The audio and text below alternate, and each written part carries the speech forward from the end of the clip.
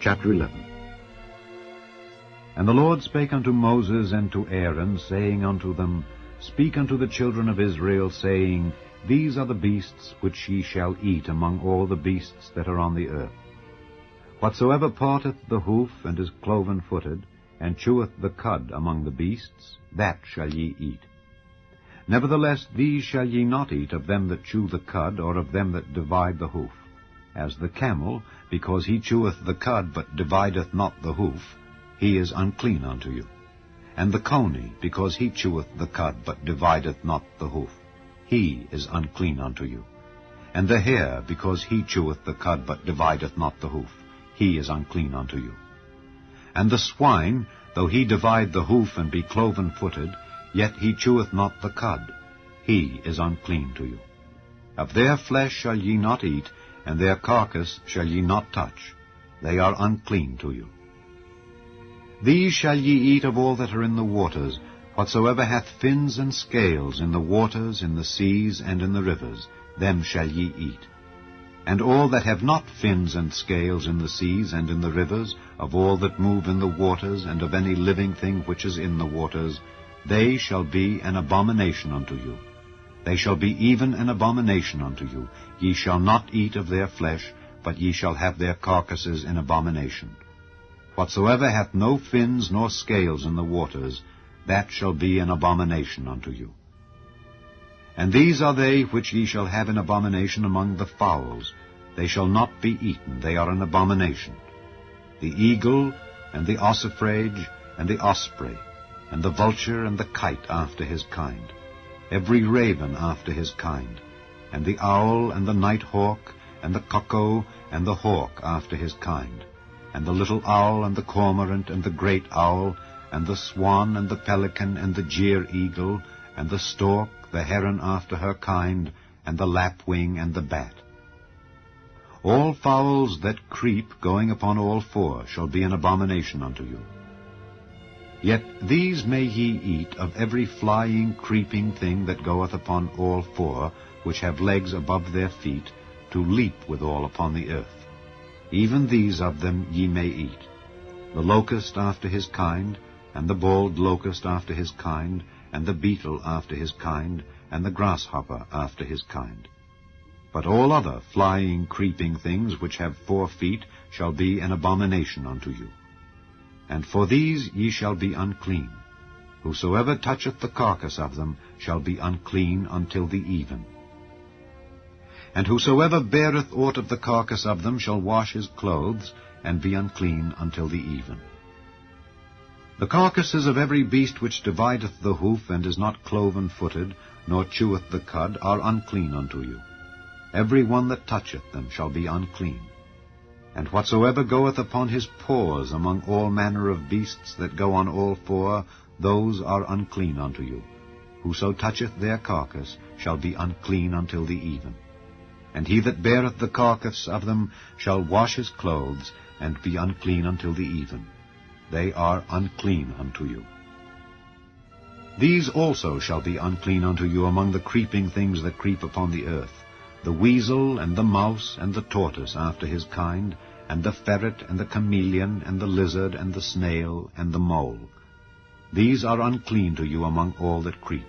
Whosoever doth touch them when they be dead shall be unclean until the even. And upon whatsoever any of them when they are dead doth fall, it shall be unclean, whether it be any vessel of wood, or raiment, or skin, or sack.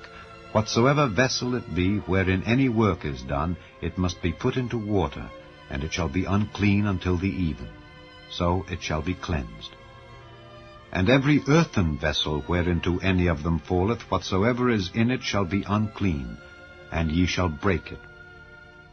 Of all meat which may be eaten, that on which such water cometh shall be unclean, and all drink that may be drunk in every such vessel shall be unclean. And everything whereupon any part of their carcass falleth shall be unclean. Whether it be oven or ranges for pots, they shall be broken down, for they are unclean, and shall be unclean unto you. Nevertheless, a fountain or pit, wherein there is plenty of water, shall be clean, but that which toucheth their carcass shall be unclean. And if any part of their carcass fall upon any sowing seed which is to be sown, it shall be clean. But if any water be put upon the seed, and any part of their carcass fall thereon, it shall be unclean unto you. And if any beast of which ye may eat die, he that toucheth the carcass thereof shall be unclean until the even. And he that eateth of the carcass of it shall wash his clothes, and be unclean until the even. He also that beareth the carcass of it shall wash his clothes, and be unclean until the even. And every creeping thing that creepeth upon the earth shall be an abomination, it shall not be eaten. Whatsoever goeth upon the belly, and whatsoever goeth upon all four, or whatsoever hath more feet among all creeping things that creep upon the earth, them ye shall not eat, for they are an abomination. Ye shall not make yourselves abominable with any creeping thing that creepeth, neither shall ye make yourselves unclean with them, that ye should be defiled thereby. For I am the Lord your God. Ye shall therefore sanctify yourselves, and ye shall be holy, for I am holy. Neither shall ye defile yourselves with any manner of creeping thing that creepeth upon the earth. For I am the Lord that bringeth you up out of the land of Egypt, to be your God. Ye shall therefore be holy, for I am holy. This is the law of the beasts, and of the fowl, and of every living creature that moveth in the waters, and of every creature that creepeth upon the earth, to make a difference between the unclean and the clean, and between the beast that may be eaten, and the beast that may not be eaten. Chapter 12. And the Lord spake unto Moses, saying, Speak unto the children of Israel, saying, If a woman have conceived seed, and born a man-child, then she shall be unclean 7 days, according to the days of the separation for her infirmity shall she be unclean. And in the 8th day the flesh of his foreskin shall be circumcised, and she shall then continue in the blood of her purifying 33 days. She shall touch no hallowed thing, nor come into the sanctuary, until the days of her purifying be fulfilled. But if she bear a maid child, then she shall be unclean 2 weeks, as in her separation, and she shall continue in the blood of her purifying 66 days.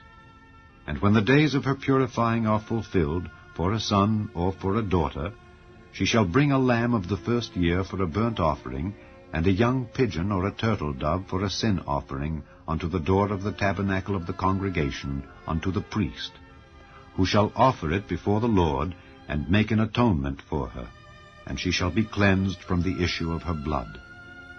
This is the law for her that hath borne a male or a female.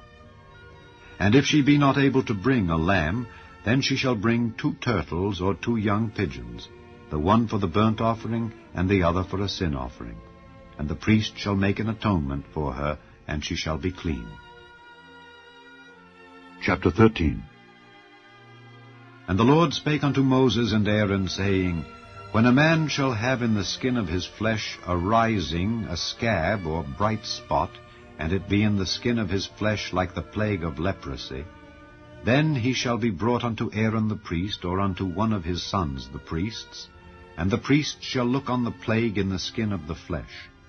And when the hair in the plague is turned white, and the plague in sight be deeper than the skin of his flesh, it is a plague of leprosy, and the priest shall look on him, and pronounce him unclean.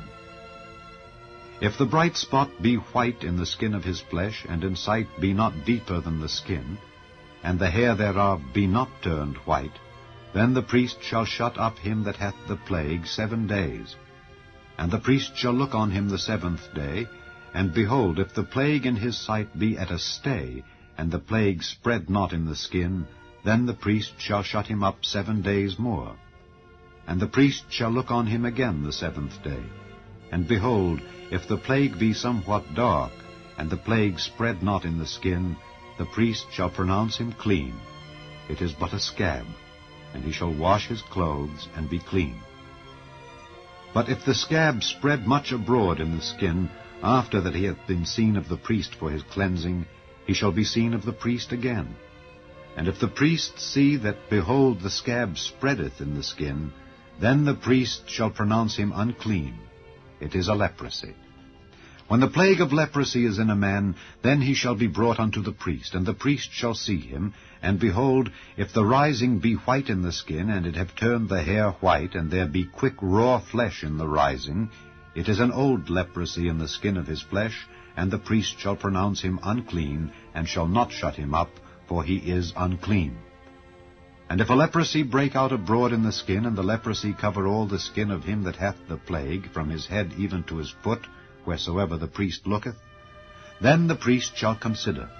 And behold, if the leprosy have covered all his flesh, he shall pronounce him clean that hath the plague. It is all turned white. He is clean.